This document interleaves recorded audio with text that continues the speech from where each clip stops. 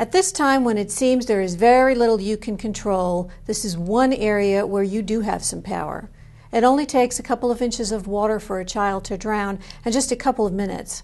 Whether it's in the bathtub or a swimming pool, the danger is ever present, and the main deterrent to this tragedy, bar none, is vigilance on your part in providing adult supervision.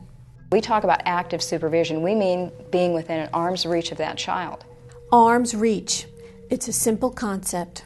Arm's reach means having your eyes on that child at all times and being able to touch him instantly if there's a problem. It doesn't mean being in the vicinity, visiting with friends, or talking on the phone within earshot of the child. If there's an emergency, you won't hear a scream for help. There won't be one. It doesn't mean leaving your toddler in the tub while you check the stove or go for a towel. And it doesn't mean assuming that since there's a whole group of adults at the backyard barbecue, someone else is watching the children. Arm's reach means exactly what it says, no exceptions, and it's something that's within your power as a parent or a guardian to do. I don't know that there's anything worse that our people are going to handle when they go out to meet with those families and they're responding to the death of a child. When that child is an infant or a toddler, it's even worse, and when it involves a drowning, it just adds to that. There is no greater grief than our investigators and workers here at this office will see than the grief of those parents that are going through an experience like that. Most of the time when the tragedy of child drowning occurs, it's while the little one was in the care of one or both of his parents. That doesn't mean they were intentionally negligent or uncaring. It means they didn't understand how closely they had to pay attention or how foolhardy it was to rely solely on fences, locks, other people, or secondary safety measures.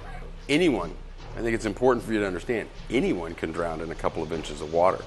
It's even more hazardous for a child because of their inability to get back out of the environment that they're in or get back out of the situation that they're in. It can be a swimming pool. It can be one of the little inflatable swimming pools. It can be a bathtub. It can be a bucket with water in it. It can be a toilet. Anything that has water can be a potential for a drowning. And we need to bear in mind that actual child drownings only tell part of the story. For every fatality, there are numerous near-drowning situations where the child was able to be resuscitated after rescue. But about 20% of the children who survive a near drowning will suffer permanent neurological damage because their brains were starved of oxygen for too long. These are situations where a child is healthy and pink and happy 1 minute and literally cold and blue and near death minutes later.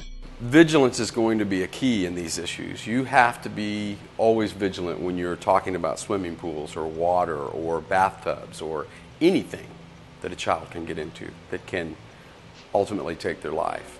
Here at the Health District and over at the Coroner's Office, we have a special concern about the risk for child drownings this year because of the current number of abandoned and foreclosed homes in the valley. Here at the Health District, you'll hear us refer to the A, B, C, and D's of childhood drowning prevention. A is for active adult supervision around any body of water. B is for barriers. Pool areas must be fenced with gates that can be locked to protect against individuals coming into your property and gaining access to your pool.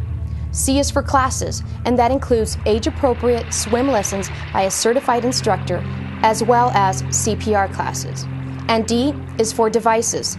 This relates to personal flotation devices and rescue devices that you need to have at your pool site, such as a life-saving ring and shepherd's hook. Having a phone poolside is essential.